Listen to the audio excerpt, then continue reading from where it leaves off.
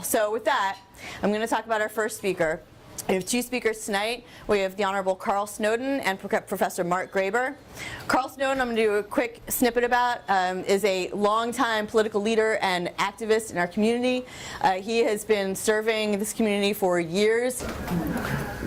This afternoon, we're challenged to make sure that people who understand the problem determine what they're going to do. Nobody can do everything, but everybody can do something. And what we need to determine is, what is your something? If your something is donating to candidates who are running for public office, that's your something, fine. If your something is going down to county council meetings, which indeed can be boring, that's something. Tonight, when you join us at the county council meeting, we want to say in a very loud and a very clear and a very concise voice that the kind of racism that we've seen throughout the country, but specifically here in Anne Arundel County, has to cease.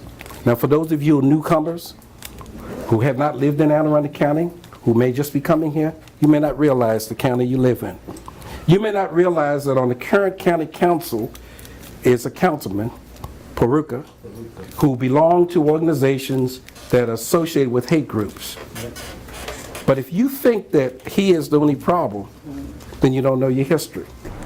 We've got to pull our folks together. We've got to get people in the room, and our presence will make a difference. June 5th, 2017 meeting of Anne Arundel County Council is now in session. Please stand for invocation. As it turns out, the Anne Arundel County government has engaged in the classic creation of a public forum.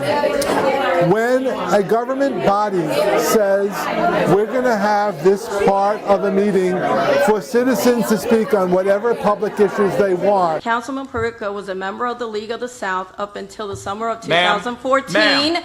When I'm going to tell you right now, and this is the last time I'm going to... No, you... I am sorry. I repeat, I'm going to read this. It turns out that they can't say, well, we didn't really mean that, and I'm going to go through this. I am sorry, but I'm going to stop you.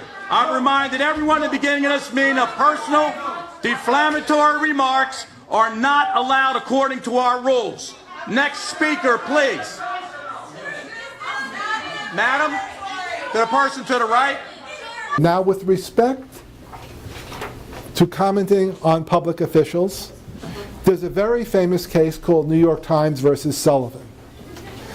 And New York Times versus Sullivan has established rules distinct to the United States that with respect to comments on public officials, first of all true statements are 100% protected.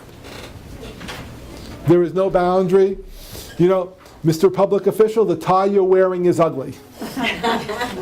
Protect it if it's ugly. It's an opinion. The tie you're wearing is blue. You can only be punished.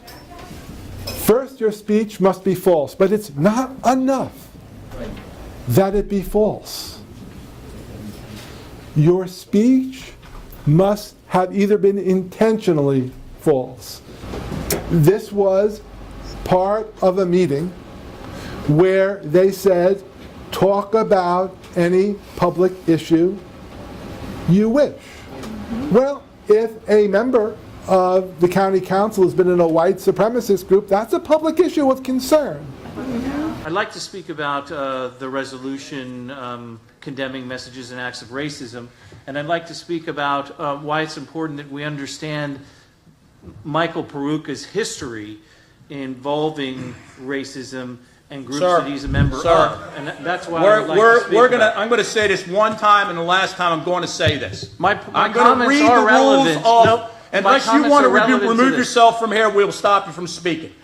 Now, one might say, if you had said, sworn, if you had been rude, if speaker after speaker just said the same speech, they could have a time, place, and manner.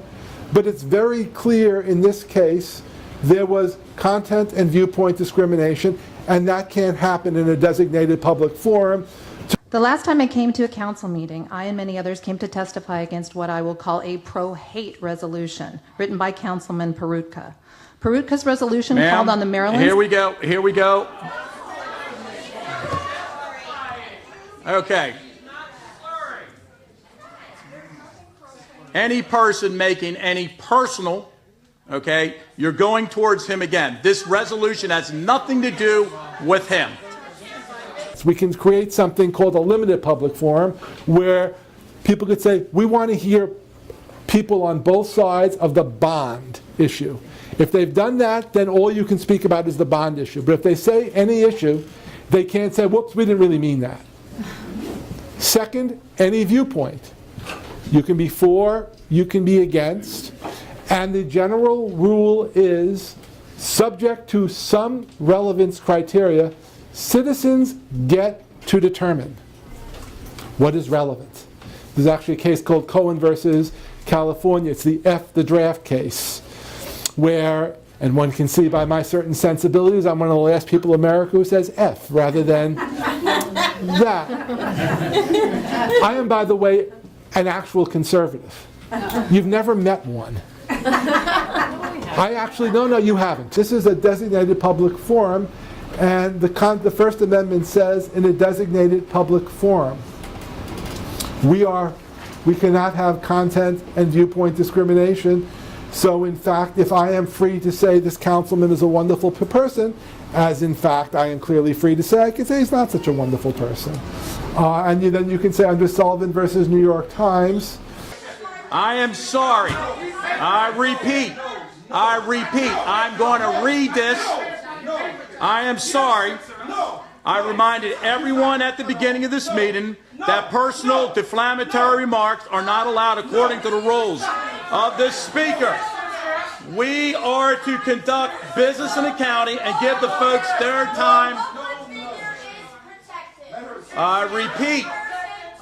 All criticism of public officials is protected unless it is intentionally false or said in reckless disregard of the truth.